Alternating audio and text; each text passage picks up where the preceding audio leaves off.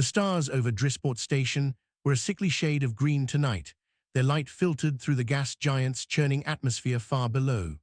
Commander Lyra Vance leaned on the cold railing of docking ring 12, eyes fixed on the slow spin of the clouds, their emerald storms swallowing and spitting lightning like a restless god. She had spent most of her 31 years out here, skirting the farthest colonies where humanity clung to scattered rocks, mining stations, and hollowed asteroids. It had been 23 years since Earth died. The last transmission had come without warning, a burst of all-band noise that fried half the receivers in the outer colonies.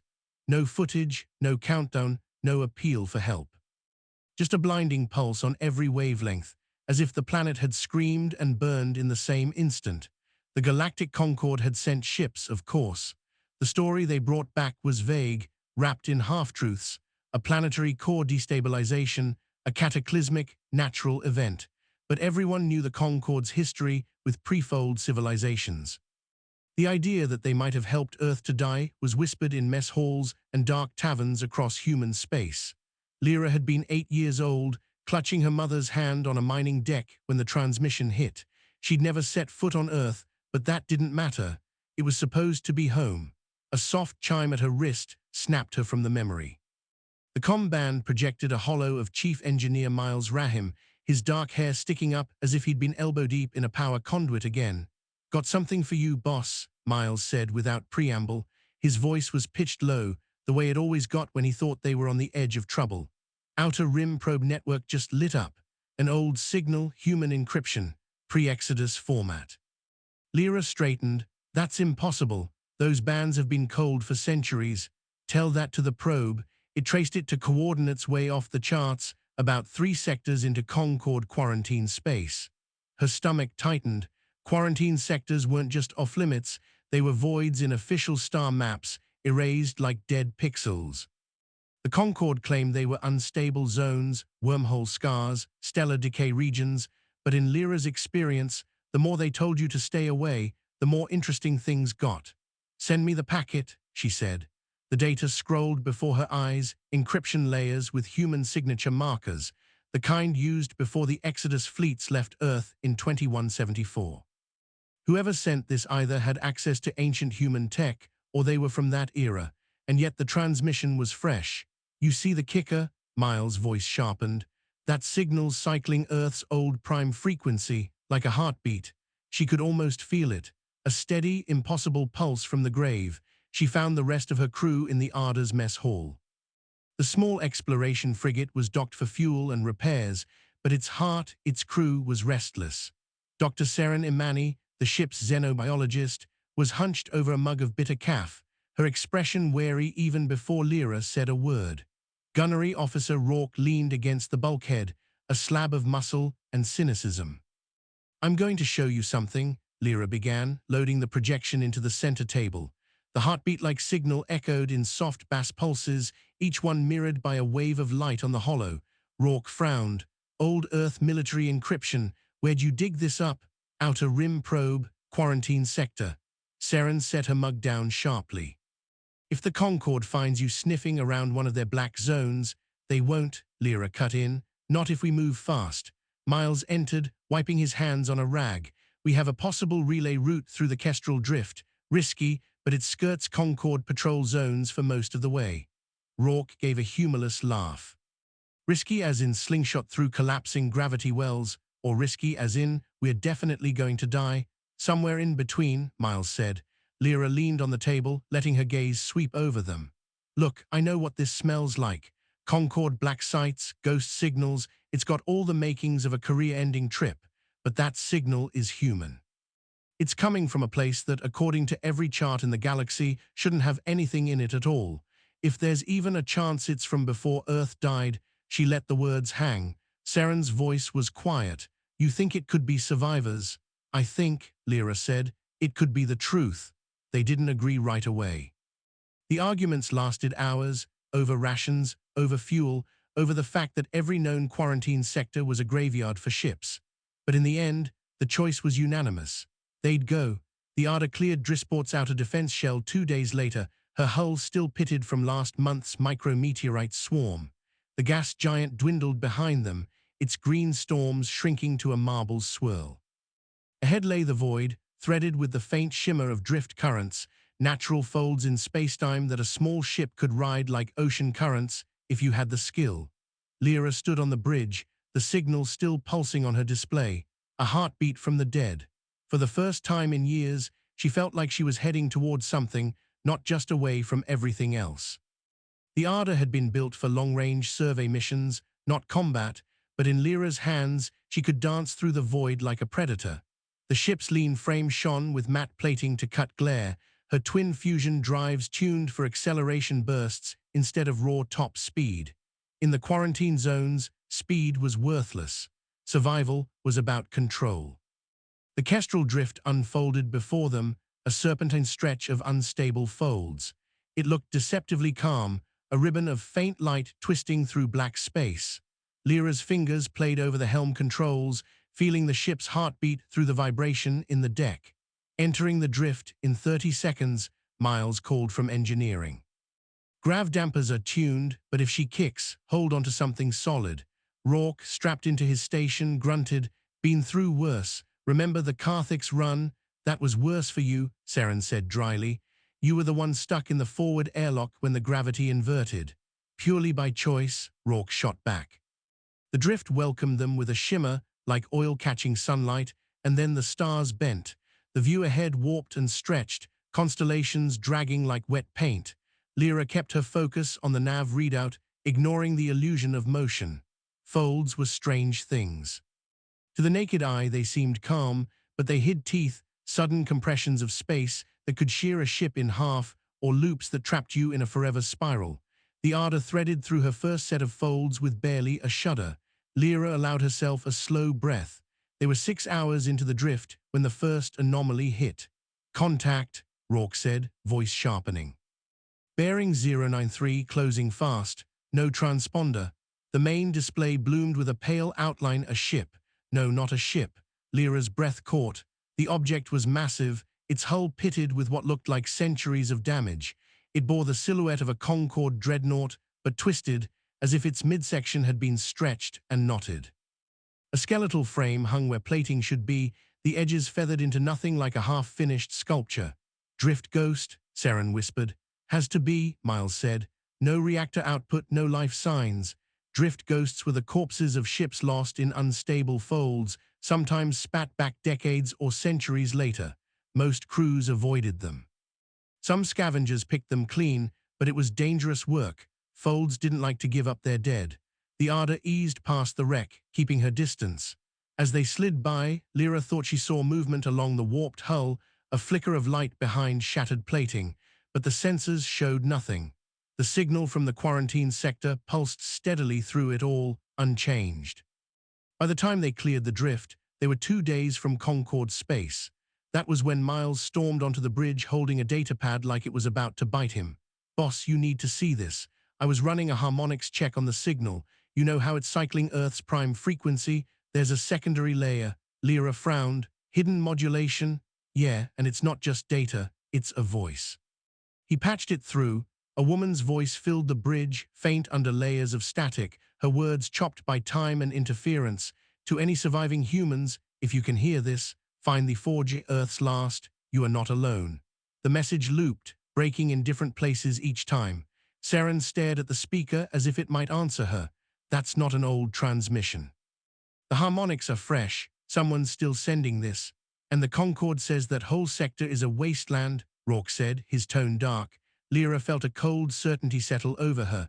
This wasn't just a signal from the past. Someone out there wanted humans to find it. They jumped twice more before hitting Concorde space.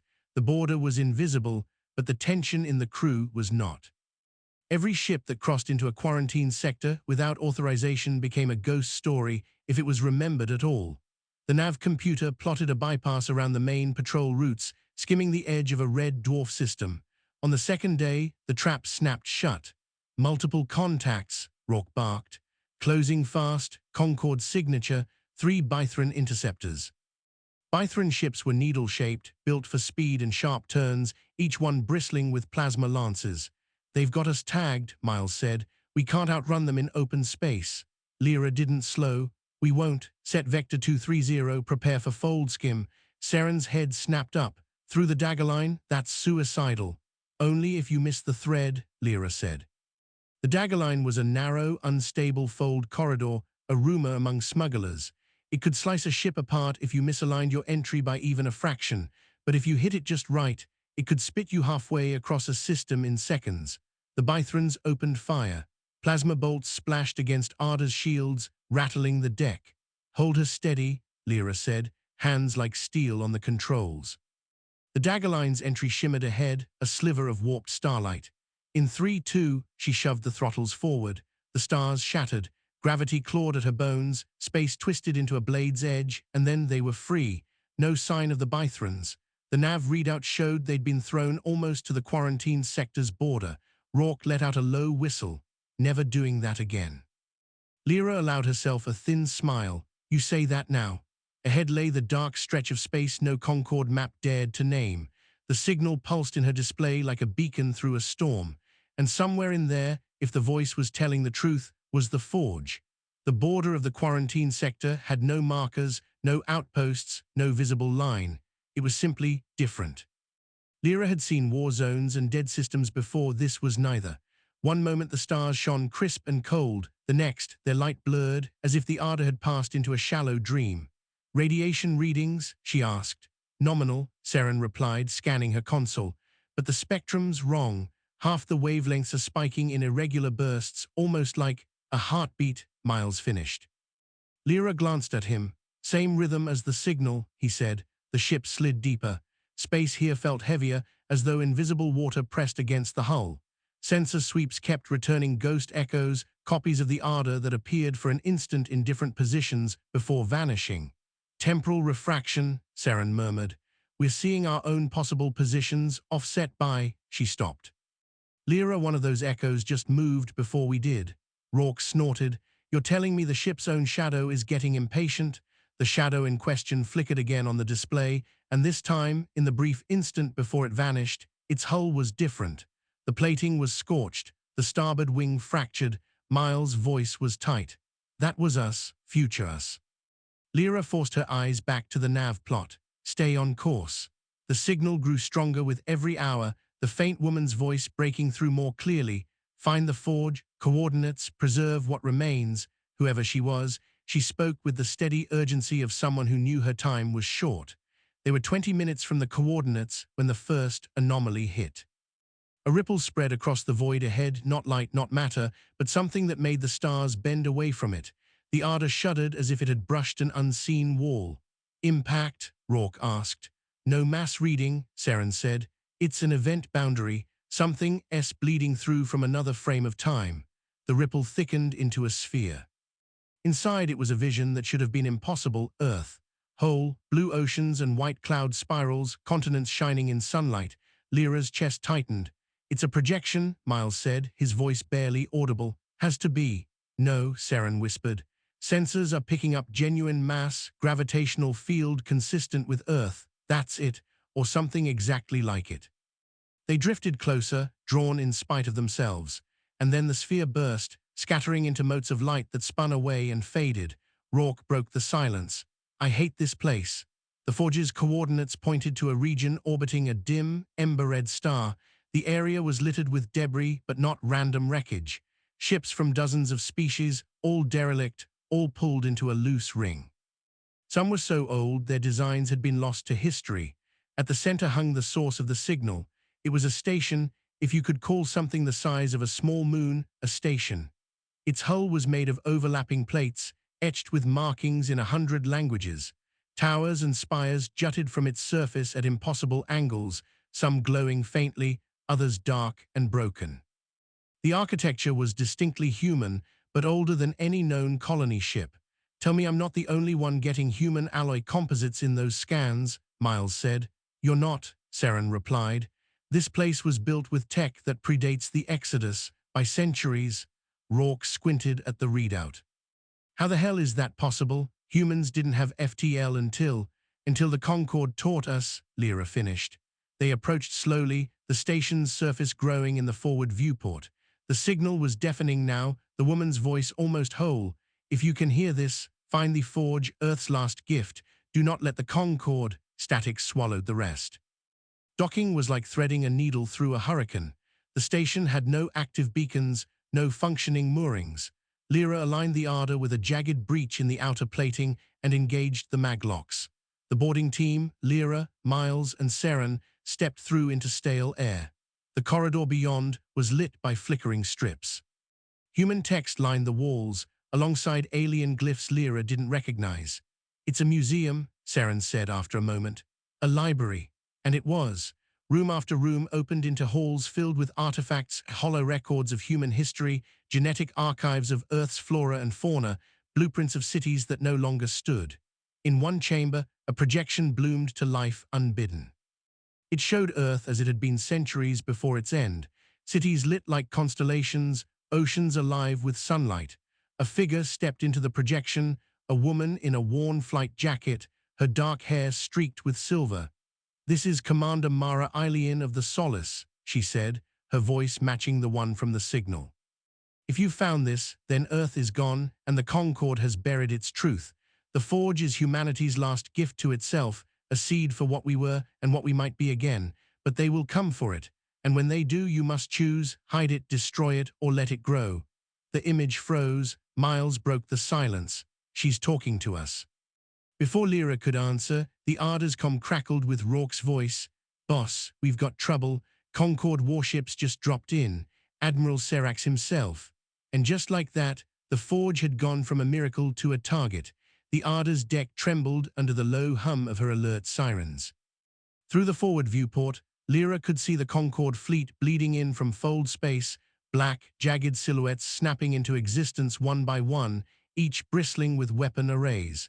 At their center was the flagship, a spear-shaped dreadnought with Bythron glyphs etched along its hull, glowing faintly like veins of fire. That would be Serax. 4 destroyers, 2 intercept wings, and the dreadnought, Rourke reported from the gunnery console. His voice was grim. They didn't come to talk. Lyra stood at the helm, eyes locked on the formation. "Open a channel." A moment later, the holoprojector bloomed with the image of Admiral Serax. He was massive, even by Bythron standards, with layered armor plates integrated into his skin and a long, angular jaw. His eyes were black pools without pupils. "Commander Lyra Vance," he said, his voice a low rumble, "you are trespassing in a restricted Concord zone. Power down your vessel and prepare to be boarded." "Not happening," Lyra said flatly. "We found something here that belongs to humanity. We are taking it." Serax tilted his head, the motion slow and deliberate, like a predator sizing prey. "The Forge does not belong to you. It is a danger, a seed of chaos. It will be dismantled, its memory erased." Miles, listening from engineering, muttered over comms, "Yeah, because chaos is what you're afraid of." Lyra didn't break eye contact with Serax. "If you're here, Admiral, then you know the truth about what happened to Earth, don't you?" For the briefest moment, Serax's expression tightened, but it was gone in an instant. Earth was necessary. And then the channel cut. The dreadnought's forward batteries lit up with plasma fire. The Arda jerked sideways as Lyra threw the helm into evasive maneuvers, skimming the Forge's outer plating for cover. "Shields at 60%, Rourke barked. The station, the Forge, loomed like a dark continent around them. They slipped through a gap in its armor, entering a cavernous trench that ran along its equator. "They can't fire full yields without risking the Forge," Seren said, breathless. "That won't stop them from trying," Lyra replied. As if answering, the Forge woke up. It began as a low vibration, deeper than sound, felt in their bones.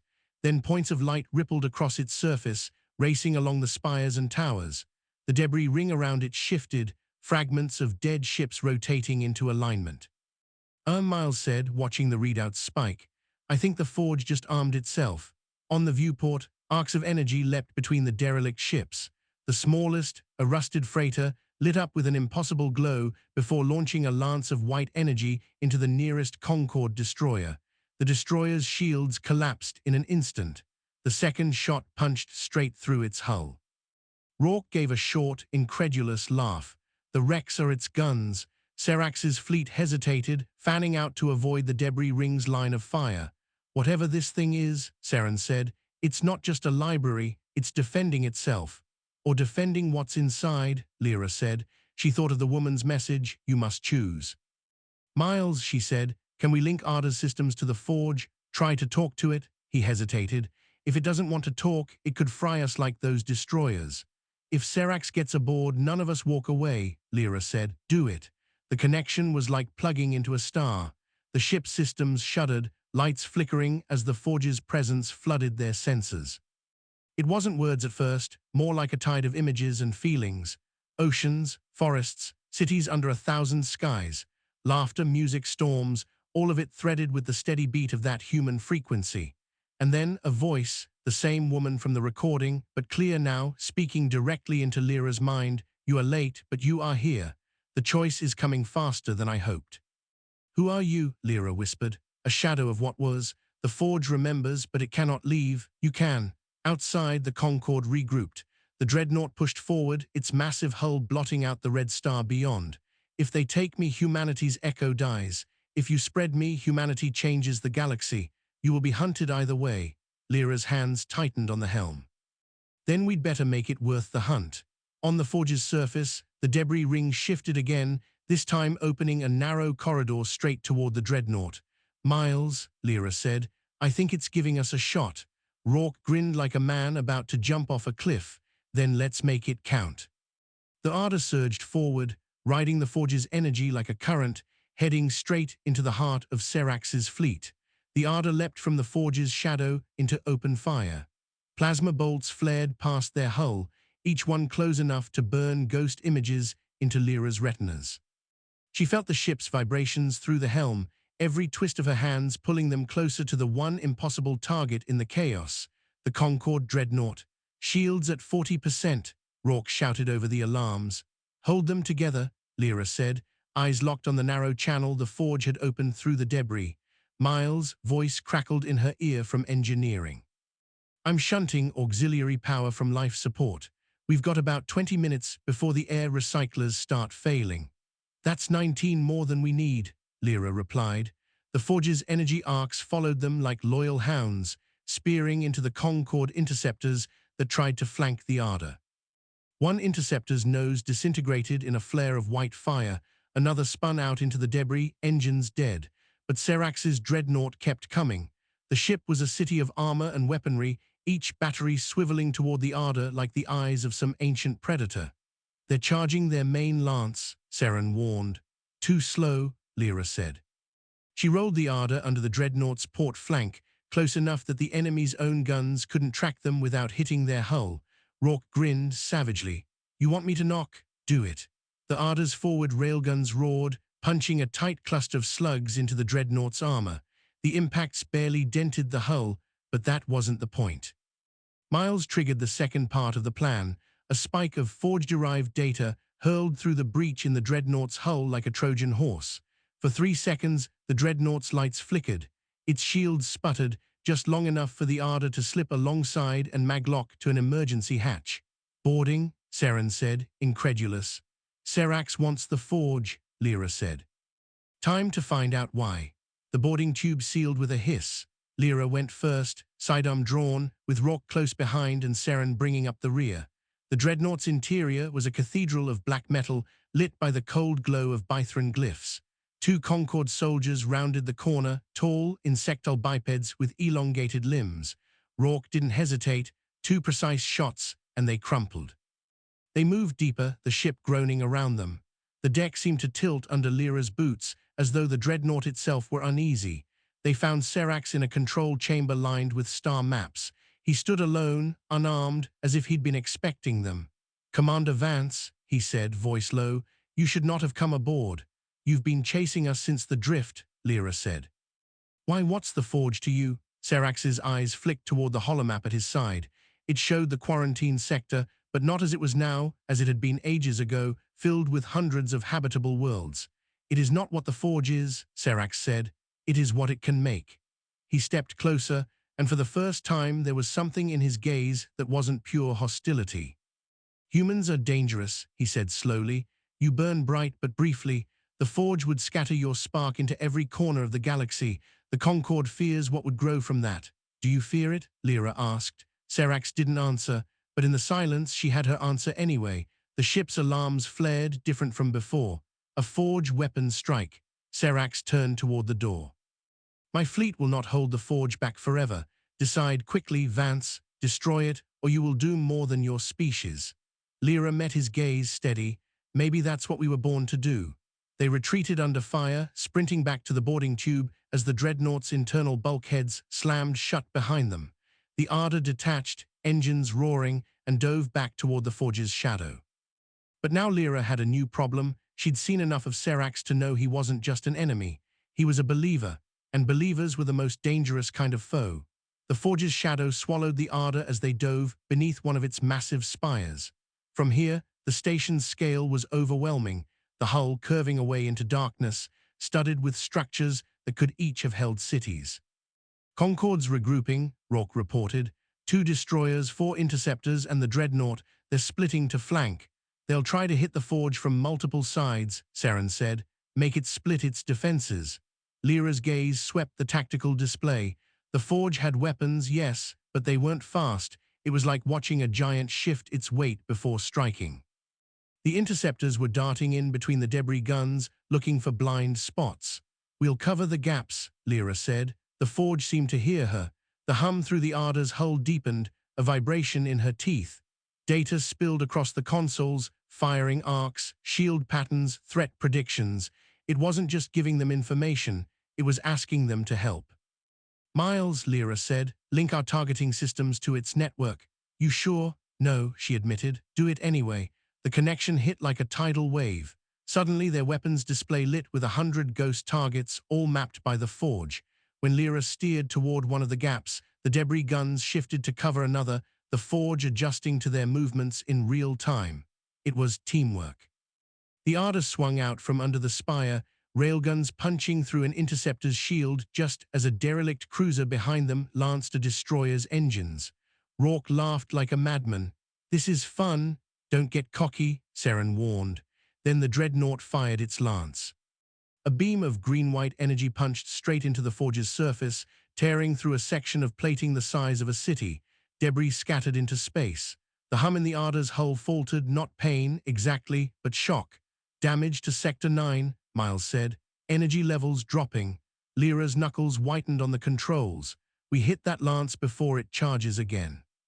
Forge, you with me? The debris ring shifted, clearing a path straight toward the dreadnought's bow. The forge was listening. They charged. Plasma bolts flared around them, the Ardor's shields bleeding energy. At 2 kilometers, Lyra rolled the ship and dove under the dreadnought's firing line. Rourke now. The Ardor's forward railguns unleashed a full burst into the Lance's housing. At the same moment, a massive derelict battleship in the debris ring swung its guns and fired. The combined strike shattered the dreadnought's forward batteries in a bloom of molten metal. The flagship reeled, venting fire into the void. But Serax didn't retreat. Instead, the dreadnought surged forward, straight toward the forge. They're going to ram, Saren said, horrified. The forge reacted instantly. Spires on its surface folded inward, forming a shielded barrier in the dreadnought's path. Lyra realized what was happening a split second before it did. The forge was putting itself in the way. Miles, can we boost its shield output? She asked. If we tie in our reactor, yes, but it'll drain everything. Do it, she said.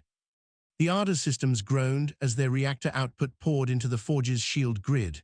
The barrier flared with golden light, meeting the dreadnought head-on. The impact lit the void like a small star. The dreadnought's prow crumpled, hull plating buckling. The forge held. When the light faded, Serax's flagship was drifting, crippled. The rest of the Concorde fleet began pulling back. On the comm, the forge's voice returned to Lyra, calm but weaker. They will return, and next time more will come. Lyra swallowed hard. Then we have to be gone before they do. No, you must decide. The woman's recorded message echoed in Lyra's mind. Hide it, destroy it, or let it grow. The forge's docking bay was not meant for ships like the Ardor. It was a cavern of metal and shadow, the walls studded with shapes that were not just machinery, but architecture, tall arches engraved with human script, interlaced with alien glyphs. The air shimmered faintly, as if heavy with memory. Lyra stepped out first, Rourke and Saren at her sides. Miles stayed aboard to keep the reactor link stable. The moment her boots touched the forge's deck, The hum in her bones deepened into something almost like a heartbeat. Lights flared along the floor, forming a path inward. They followed it into a vast central chamber. A column of pure light rose from floor to ceiling, suspended in the middle of a circular platform. Within it floated shifting images, not static recordings, but living visions, Earth's forests swaying under wind, oceans rolling under storms, cities glowing at night. Saren's voice was hushed. It's a living archive. Every species on Earth, every language, every song, every map of every age, the images changed, showing not just Earth, but colonies long lost, settlements destroyed in wars, and worlds that had never existed at all. Rourke frowned. What are those? They're possible futures, Saren said. It's simulating what humanity could become. The Forge's voice spoke again, no longer filtered through comms, but resonating directly in their minds. I am not only memory, I am seed. I carry the pattern of your kind, not just your bodies, but your will to change, your drive to create. Spread me, and humanity will take root in 1,000 forms. Keep me hidden, and you may preserve your identity. Destroy me, and you will remain only what you are now. Lyra stepped closer to the column. And what happens if the Concord gets you? Then the seed is buried forever. Humanity becomes a story told by others, and then not at all. Miles' voice came over comms tense. Boss, we've got a problem. The dreadnoughts powering weapons again, partial systems, but enough to make a mess.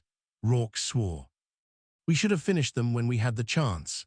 Lyra kept her gaze on the column of light. She could feel the choice pressing down on her, the weight of a species' future in her hands. Hide it, destroy it, or let it grow.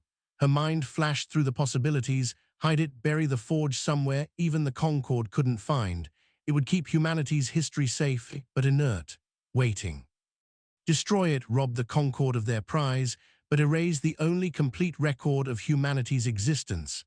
Let it grow, scatter the seed through the galaxy, knowing it would change other worlds, maybe beyond recognition. Saren broke the silence. Lyra, whatever you do, it's not just about us. It's about what comes after us. From the bay, Miles again. They're moving in. You've got maybe 5 minutes before Serax is in here with guns. Lyra reached out. The light in the column flared, and she felt a rush of everything the Forge carried, joy, grief, defiance, the stubborn human refusal to die quiet. She knew her choice, but before she could act, a shadow moved at the chamber's edge. Serax stepped into the light, weapon in hand, flanked by 2 Concord soldiers. His voice was low but urgent. Vance, listen to me. You don't understand what it will unleash. I can help you hide it. You have to trust me. Rourke's gun was already up. Say the word, boss. The Forge's hum rose, its light growing hot. The choice had come early, and there would be no going back. Serax's weapon never wavered. The Concord soldiers flanked him like shadows, their long limbs twitching with the instinct to strike. But Serax's gaze was locked on Lyra, as if the others weren't even there. You have seconds, Vance, he said. Choose wrong, and this becomes the galaxy's next war. The Forge's voice was like a cord through her skull. Do not fear war, fear silence. I am your voice. The chamber lights shifted, pulsing in rhythm with Lyra's heartbeat. She knew Serax wasn't bluffing. He could cut her down before she touched the column. But she also knew he wouldn't have followed her here if he truly wanted to kill her outright. You're afraid of us, she said. I'm afraid of what you become when no one stops you, Serax replied. The Concord isn't perfect, but it keeps the galaxy from tearing itself apart. Humanity, you're sparks in dry grass, you spread until there's nothing left. And maybe that's what it needs, Lyra said quietly. Rourke shifted his grip on the rifle. Boss, Lyra didn't take her eyes off Serax. You said you could hide it. Where? There are dead sectors, Serax said. Places even the Concord doesn't map. We could bury it where no one will find it until your people are ready. The Forge's hum deepened. He speaks of cages, I speak of skies. From the bay, Miles shouted over comms, 3 minutes, that dreadnought's charging everything it's got left. Saren's voice was taut. Lyra, we can't stay here. The visions in the light shifted again, flashes of possible futures. One showed human colonies thriving among alien worlds, cultures interwoven, no one species dominant. Another showed fleets of human warships blotting out the stars. Another showed nothing at all. Lyra's breath caught. She didn't know which was worse, losing the chance entirely or unleashing something she couldn't control. Serax stepped closer, lowering his weapon slightly. Don't make a choice you can't undo. Lyra took one step toward the column. The forge's light reached for her like the warmth of a sunrise. She placed her hand on the beam. It was like touching the sum of human history, every voice speaking at once, every heartbeat layered over her own. Then let us grow. The forge's light surged outward in a sphere, passing through the chamber walls, through the hull, through the Ardor itself. Across the quarantine sector, dormant machines awoke, satellites, derelict ships, long-dead beacons, seeds scattered into the void, each carrying the forge's pattern.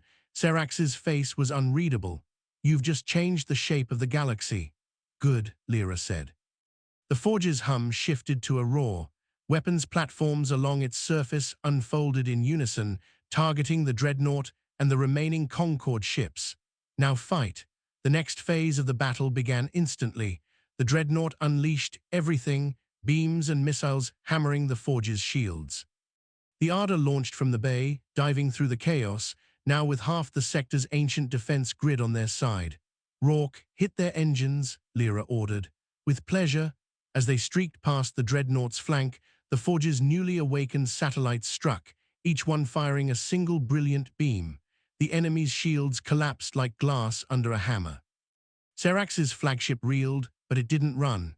Instead, it turned, positioning itself between the forge and the retreating Concorde destroyers. Saren's eyes widened. He's covering them, Lyra understood. Serax wasn't here just to destroy her. He was making sure the rest of the Concorde survived to warn the galaxy. The Ardor skimmed the dreadnought's battered hull, plasma fire chasing them like a hungry tide. Lyra's hands were steady on the controls, her gaze fixed on the tactical map, where Serax's flagship blocked the forge's core from the Concorde's retreating ships. Rourke's voice crackled over comms. He's holding position, letting them run. Or buying time for something worse, Miles muttered. The forge's voice filled the Ardor. His shield is not for you, break it. A dozen newly awakened satellites pivoted in perfect synchrony, locking on Serax's flagship. Lyra hesitated. If we destroy him, the Concorde gets the message that we're a threat worth eradicating. They will decide that no matter what, survival is not granted. It is taken. Missiles streaked toward the Ardor. Lyra dove under the dreadnought's remaining batteries, the forge's debris guns firing over her shoulder to intercept. Serax's voice came over an open channel, calm even through the chaos. You think this war will make you free? It won't. You'll just trade one leash for another. Maybe, Lyra shot back, but at least it'll be ours. The dreadnought's main reactor signature spiked, a self-destruct charge building. Saren's eyes went wide. He's going to take the forge with him. Miles, can we cut his engines? Lyra demanded. Not with our guns, but the forge can. Lyra opened the link fully. Forge, hit his engines now. The ancient station responded instantly. A lance of golden light carved through the dreadnought's aft section, ripping the drive core apart. The ship spun out of position, its nose shearing into a drifting battleship. The self-destruct charge sputtered, then collapsed. The bridge lit with an incoming hail. Serax, his face was shadowed, unreadable. You've won this round, but you've just lit a beacon for every power in the galaxy. They will come for you, then let them, Lyra said. For the first time, a flicker of something like respect passed over his features. I hope you're ready to pay the price for what you've set loose. The channel cut. The dreadnought limped into warp, vanishing into the dark. Silence fell. The forge's hum softened, settling into a steady rhythm. The seed is scattered. You are the gardener now. Lyra leaned back in her chair. For the first time in days, she allowed herself to exhale. In the weeks that followed, the Ardor became a ghost ship in the eyes of the galaxy, appearing without warning in border systems, slipping into dead sectors, always one step ahead of the Concorde search. And everywhere they went, they found signs, transmissions in long-dead human languages, colonies awakening to the Forge's call, old machines stirring in forgotten orbits. The seed was growing. One night, as the Ardor drifted in the shadow of a nameless moon, Saren joined Lyra on the observation deck. Do you ever wonder, Saren asked quietly, if we did the right thing? Lyra watched the distant stars, imagining the invisible threads now connecting them, human threads, fragile and stubborn. No, she said, I know we did. Far away in the cold dark between worlds, the Forge waited, not hidden, not silent, alive. Decades had passed. The Ardor was no longer a ship in the usual sense. It had become a symbol, a traveling seed-bearer for humanity. Its hull bore the scars of countless skirmishes, but it gleamed in the light of distant suns, carrying the wisdom of Earth into uncharted space. Lyra Vance was older now, her hair streaked with silver, her eyes still sharp and burning with determination. She stood on the observation deck, watching the lights of a newly awakened colony glimmer across the planet below. "This is what we were meant for," she murmured. "To grow, to reach, to refuse to be silent." Saren, standing beside her, smiled faintly. "You've kept the Forge alive for them all. Every human who wakes up out there owes their lives to your choice." Rourke appeared from the hatch, still carrying his rifle out of habit. "And the ones who wake up and fight," Lyra's gaze swept the stars, "they'll fight, but they'll also dream. That's what makes us human." Across the galaxy, colonies were stirring. Some were human in form, others had been altered by the Forge's subtle guidance. Hybrids of culture, technology, and environment, each thriving in worlds Earth never dreamed could be inhabited. Cities hung from gas giants, forests breathed inside glass domes on arid worlds, oceans teemed under domed skies. Everywhere, humanity's spark, stubborn, defiant, alive, burned brighter than it ever had. In the silence of deep space, the Forge pulsed faintly, watching over the scattered children of Earth. Its light reached out like invisible roots, connecting planets, ships, and hearts across 1,000 systems. "The seed has grown. You are no longer alone. You are infinite."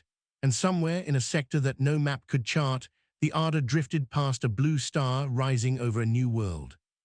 Lyra, Saren, and Rourke stood together, watching as the first settlers of a new human colony stepped onto the soil, unaware that the entire galaxy had been quietly waiting for them.